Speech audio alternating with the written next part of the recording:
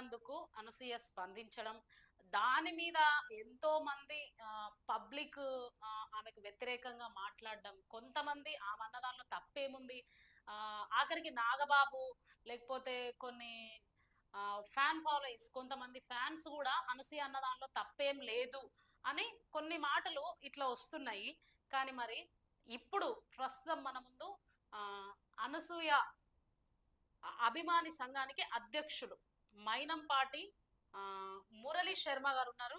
So ఒకసారి వాళ్ళ మాటల్లో కూడా అడిగి తెలుసుకుందాం. మరి అనసూయ అన్నది తప్ప కాదా, మరి శివాజీ అన్న మాటలు ఎలా తీసుకోవాలి, ఎందుకంటే అభిమానులు కదా, వాళ్ళ మాటల్లో ఏం మాట్లాడతారో అడిగి తెలుసుకునే ప్రయత్నం చేద్దాం.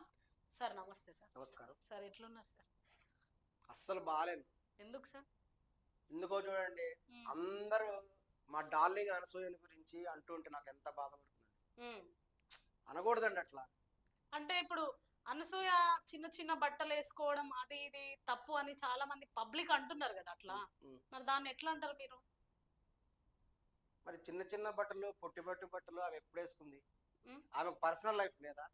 పర్సనల్ లైఫ్ గానీ ఆమె మా ఇష్టం మేము ఎట్లయినా వేసుకుంటాం అది ఇది అని అంటుంది కదా. అవును, వాస్తవం. అది వేసుకోవచ్చా?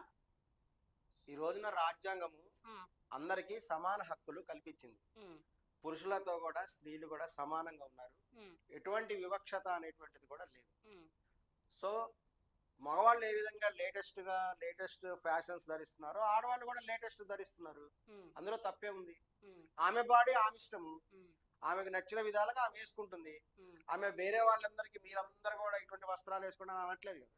ఆమె శరీరానికి ఏది నచ్చితే అది వేసుకుంటుంది. అందులో తప్పేంటి? ఇప్పుడు రాజ్యాంగం కల్పించిన హక్కును బట్టి కావచ్చు, లేకుంటే ఆడవాళ్ళు మగవాళ్ళు ఒకేలాగా ఉండాలి, సమానంగా ఉండాలి అంటే బట్టల గురించి అన్నట్టు అని అనుకుంటా. అన్ని రకాలుగా. అందుకే ఆమె క్లియర్ గా చెప్తుంది కదా, నా బాడీ నా ఇష్టం అంది.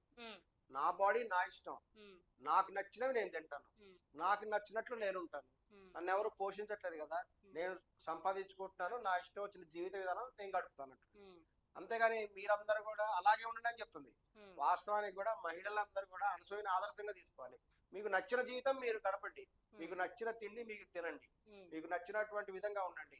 ఎప్పుడు కూడా అణచివేత పడవద్దు అని కూడా మహిళలకు కూడా చెప్తున్నాం. సో ఇప్పుడు ఆడవాళ్ళందరూ అనసూయను ఆదర్శంగా తీసుకోండి.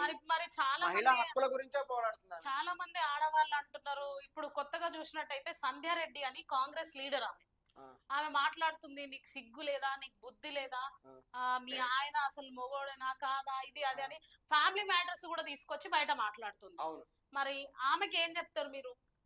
మరి సంధ్యారెడ్డి అనేటువంటి ఆమె పౌడర్ రెడ్డి అని చెప్పొచ్చు.